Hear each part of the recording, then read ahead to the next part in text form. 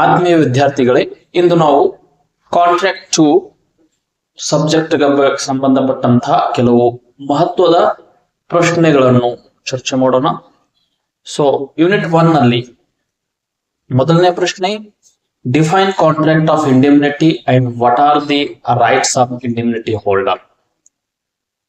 ಕನ್ನಡದಲ್ಲಿ ನಷ್ಟ ಭರ್ತಿ ಕರಾರನ್ನು ವ್ಯಾಖ್ಯಾನಿಸಿರಿ ಮತ್ತು ನಷ್ಟ ಭರ್ತಿ ಪರಿಹಾರಧಾರಕನ ಹಕ್ಕುಗಳು ಯಾವ್ಯಾವು.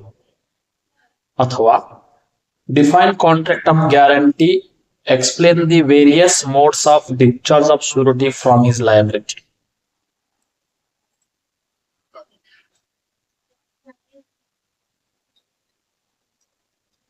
ಸೆಕೆಂಡ್ ಒನ್, ಕನ್ನಡದಲ್ಲಿ ಜಾಮೀನುದಾರಿಕೆಯ ಕರಾರನ್ನು ವ್ಯಾಖ್ಯಾನಿಸಿರಿ ಮತ್ತು ಜಾಮೀನುದಾರರನ್ನು ಅವನ ಹೊಣೆಗಾರಿಕೆಯಿಂದ ವಿಮುಕ್ತಿಗೊಳಿಸುವ ವಿವಿಧ ವಿಧಾನಗಳನ್ನು ವಿವರಿಸಿರಿ. Next question is, that is a short notes on the unit 1 is, write a short notes on rights of surety. ಜಾಮೀನುದಾರನ ಹಕ್ಕುಗಳ ಬಗ್ಗೆ ಲಘು ಟಿಪ್ಪಣಿ ಬರೆಯಿರಿ ಅಥವಾ ಪ್ರಾಬ್ಲಮ್ ಕೂಡ ಇದರ ಮೇಲೆ ಕೇಳಬಹುದು. Problems on guarantee given to the minor.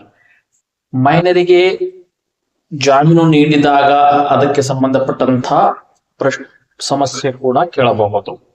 ಅಥವಾ ಪ್ರಾಪ್ತ ವಯಸ್ಕನಿಗೆ ಜಾಮೀನು ಕೊಡುವುದರ ಬಗ್ಗೆ ಕೂಡ ಸಮಸ್ಯೆಯನ್ನು ಕೊಡುತ್ತಾರೆ ಕನ್ನಡದಲ್ಲಿ ಹೇಳಬೇಕಾದರೆ. ಸೊ ಈ ರೀತಿಯಲ್ಲಿ ಯೂನಿಟ್ 1ರಲ್ಲಿ ಇಷ್ಟು ನೀವು ಓದಲೇಬೇಕು.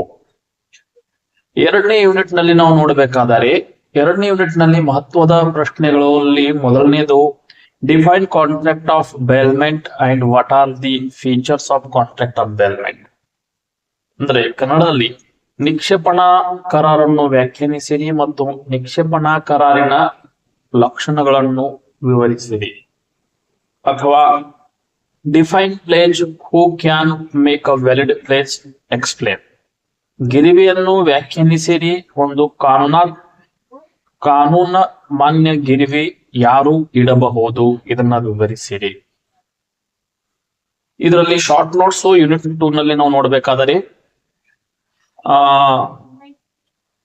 ಧಾರಣಾಧಿಕಾರ ಹಕ್ಕಿನ ಕುರಿತು ಲಘು ಟಿಪ್ಪಣಿ ಕೇಳಬಹುದು.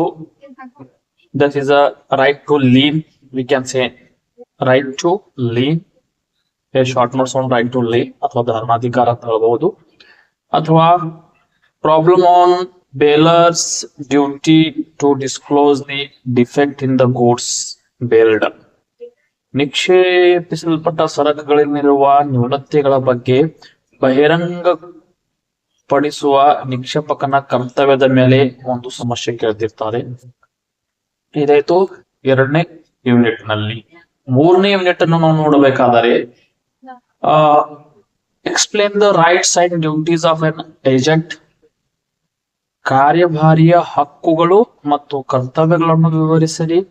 ಅಥವಾ explain the various modes of termination of contract of agency. ಕಾರ್ಯಭಾರದ ಕರಾರನ್ನು ಅಂತ್ಯಗೊಳಿಸುವ ವಿವಿಧ ಪ್ರಕಾರಗಳನ್ನು ವಿವರಿಸಿರಿ. ಶಾರ್ಟ್ ನೋಟ್ಸ್ ನಲ್ಲಿ ನೋಡಬೇಕಾದರೆ, ಯೂನಿಟ್ 3 ನಲ್ಲಿ ಶಾರ್ಟ್ ನೋಟ್ಸ್ ಸಾಮಾನ್ಯವಾಗಿ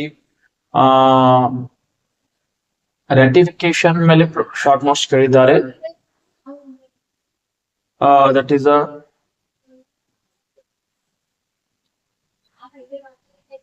ಆಮೇಲೆ ಏಜೆಂಟ್ಸ್ ಡ್ಯೂಟಿ ಮೇಲೆ ಶಾರ್ಟ್ ನೋಟ್ಸ್ ಕೇಳ್ತಾರೆ. ಕಾರ್ಯಭಾರಿಯ ಕರ್ತವ್ಯಗಳ ಬಗ್ಗೆ ಲಘು ಟಿಪ್ಪಣಿ ಬರೆಯಿರಿ ಅಂತ ಹೇಳ್ತಾರೆ. ಅಥವಾ ಇದಾಯ್ತು ಥರ್ಡ್ ಯೂನಿಟ್ ನಲ್ಲಿ. ಫೋರ್ತ್ ಯೂನಿಟ್ ನಲ್ಲಿ what is partnership, discuss the different modes of dissolution of partnership. ಪಾಲುದಾರಿಕೆ ಎಂದರೆ ಏನು ಮತ್ತು ಪಾಲುದಾರಿಕೆ ಸಂಸ್ಥೆಯನ್ನು ಮುಕ್ತಾಯಗೊಳಿಸುವ ವಿವಿಧ ಪ್ರಕಾರಗಳನ್ನು ಚರ್ಚಿಸಿರಿ ಅಂತ ಪ್ರಶ್ನೆ ಕೇಳಬಹುದು.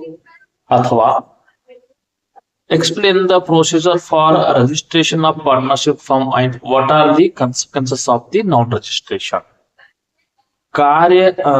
ಪಾಲುದಾರಿಕೆ ಸಂಸ್ಥೆಯ ನೋಂದಣಿಗೆ ಕುರಿತು ಪ್ರಕ್ರಿಯೆಯನ್ನು ವಿವರಿಸಿರಿ ಮತ್ತು ನೋಂದಾಯಿಸದೇ ಇದ್ದರೆ ಆಗುವ ಪರಿಣಾಮಗಳನ್ನು ವಿವರಿಸಿರಿ ಅಂತ ಕೂಡ ಪ್ರಶ್ನೆ ಕೇಳಬಹುದು. ಇದರಲ್ಲಿ ಶಾರ್ಟ್ ನೋಟ್ಸ್ ಬಗ್ಗೆ ನಾವು ನೋಡ್ಬೇಕಾದರೆ ಟೈಪ್ಸ್ ಆಫ್ ಪಾರ್ಟ್ನರ್ಸ್ ಮೇಲೆ ಶಾರ್ಟ್ ನೋಟ್ಸ್ ಕೇಳಬಹುದು,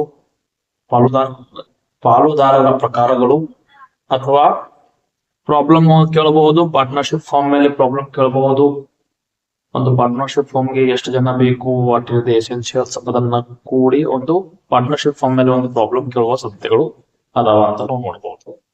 ನೆಕ್ಸ್ಟ್ 5ನೇ ಯೂನಿಟ್ ನಲ್ಲಿ ನಾವು ನೋಡ್ಬೇಕಾದರೆ define contract of sale and what are the distinction between sale and agreement to sale. So ಮಾರಾಟಗಾರನ್ನು ವ್ಯಾಖ್ಯಾನಿಸಿರಿ ಮತ್ತು ಮಾರಾಟ ಹಾಗೂ ಮಾರಾಟಕ್ಕೆ ಒಪ್ಪಂದ ನಡುವಿನ ವ್ಯತ್ಯಾಸಗಳನ್ನು ವಿವರಿಸಿರಿ ಅಂತ ಪ್ರಶ್ನೆ ಕೇಳಬಹುದು. ದೆನ್ ಮಾರಾಟ ಎಂದರೆ ಏನು ಅದನ್ನು ವ್ಯಾಖ್ಯೆ ಕೊಡಬೇಕು ಅಂತ ಹೇಳಿದ್ದಾರೆ, ಮತ್ತೇನಿಲ್ಲ. ನೆಕ್ಸ್ಟ್ ಅಥವಾ who is an unpaid seller and what are the rights of unpaid seller. Very very important, most time repeated question ಇದು. ಸಂದಾಯವಾಗದ ಮಾರಾಟಗಾರರ ಎಂದರೆ ಯಾರು ಹಾಗೂ ಸಂದಾಯವಾಗದ ಮಾರಾಟಗಾರರನ್ನ ಹಕ್ಕುಗಳು ಯಾವ ಯಾವುವು ಅಂತ ಈ ರೀತಿ ಪ್ರಶ್ನೆ. ಈ ಪ್ರಶ್ನೆ ಸಾಕಷ್ಟು ಸತಿ ರಿಪೀಟೆಡ್ ಆಗಿದೆ, ಇದನ್ನ ಸ್ವಲ್ಪ ಚೆನ್ನಾಗಿ ಓದಬೇಕು.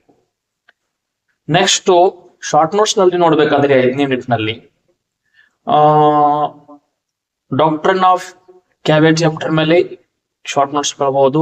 ದಟ್ ಈಸ್ ಅ ಕೊಳ್ಳುವನೆ ಎಚ್ಚರ ಎನ್ನುವ ಒಂದು ಸಿದ್ಧಾಂತ ಕುರಿತು ಒಂದು ಲಘು ಟಿಪ್ಪಣಿ ಬರೆಯಲಿ ಅಂತ ಹೇಳ್ಬಹುದು. ಇದು ಕೂಡ ಬಹಳ ಇಂಪಾರ್ಟೆಂಟ್.